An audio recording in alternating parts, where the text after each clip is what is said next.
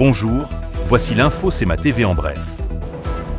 Tout d'abord, un résumé des affaires policières dans la région avec Jean Carbonneau.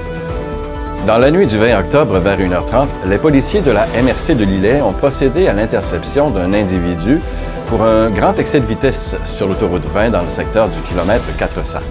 L'individu de 55 ans, habitant ce secteur, a été capté au radar à une vitesse de 235 km/h. Le conducteur s'est mérité une amende de 2 520 $, 30 points d'inaptitude cumulés, ainsi que la suspension de son permis de conduire.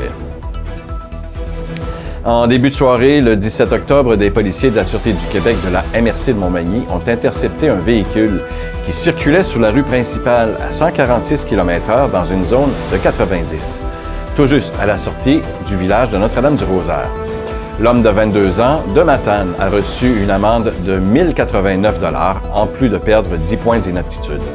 Son permis de conduire a été suspendu pour 7 jours.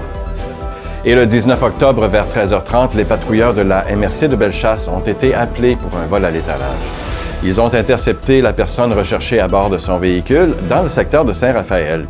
Ils l'ont également arrêté pour avoir conduit son véhicule avec les capacités affaiblies par l'alcool. L'homme a été mis, c'est-à-dire en état d'arrestation et conduit au poste de police. Son permis de conduire a été suspendu pour une période de 90 jours et des accusations aux criminels seront portées contre lui pour le vol ainsi que pour sa conduite avec les capacités affaiblies. Il a été libéré par la suite par citation à comparaître et le dossier sera soumis au directeur des poursuites criminelles et pénales. Et le 10 octobre, le policier intervenant en milieu scolaire de la MRC de Montmagny a présenté un atelier portant sur la consommation de drogue et alcool en collaboration avec Action Jeunesse aux 26 élèves du secondaire 3 de l'école secondaire de Saint-Paul.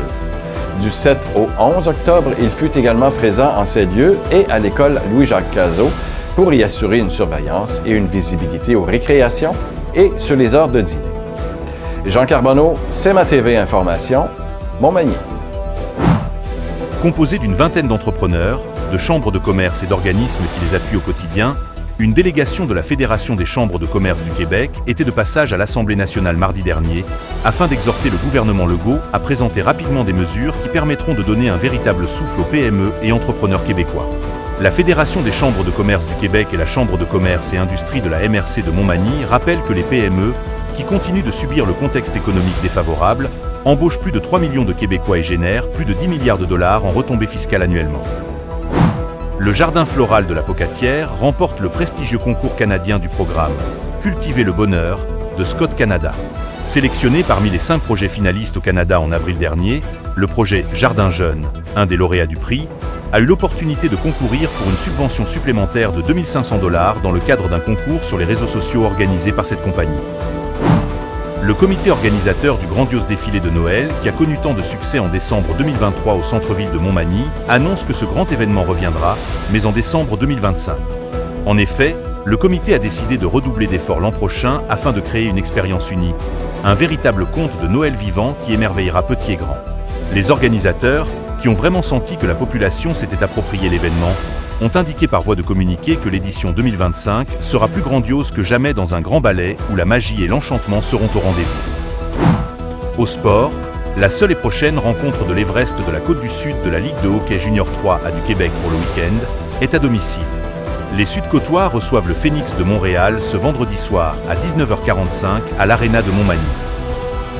Pour plus d'informations, visitez le cmatv.ca ou suivez le fil Twitter X de C'est ma TV.